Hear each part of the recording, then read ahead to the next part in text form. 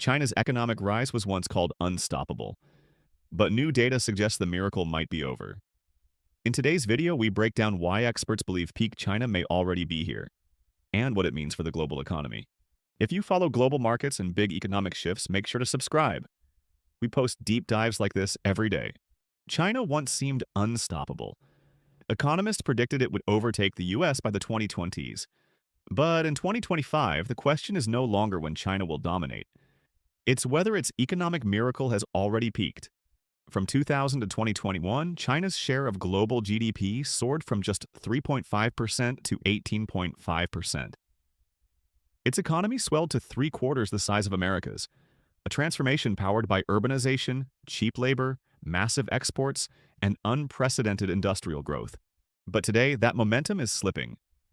China's global GDP share has dropped to around 16.5%. Its $18 trillion economy is now just 62% of the US economy, a sharp drop from its peak ratio. GDP per person? Still just 20% of America's. The engines that once drove growth are sputtering. The working-age population is shrinking. Urbanization has slowed at just over 60%.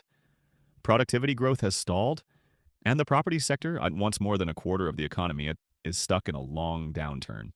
Local governments face fiscal strain. Demand is weak even as Beijing promises to prioritize consumption.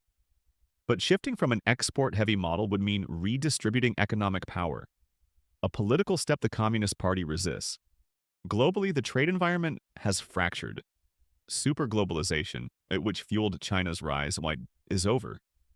Nations are trading more within blocs, and many are pushing back against what they see as China's predatory trade practices.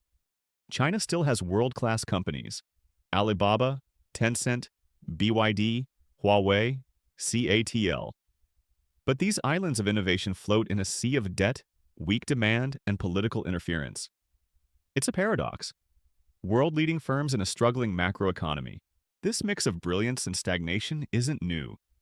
Japan experienced it 40 years ago during its peak Japan era. George Magnus suggests China could be heading for the same kind of plateau. Peak China doesn't mean collapse, but it may mark the end of an era of relentless growth. And the real question now is, can China adapt to a slower, more complex future? Or will it cling to a model that no longer works? If you found this breakdown useful, hit the like button, share it with someone who follows global markets, and subscribe so you don't miss our next deep dive.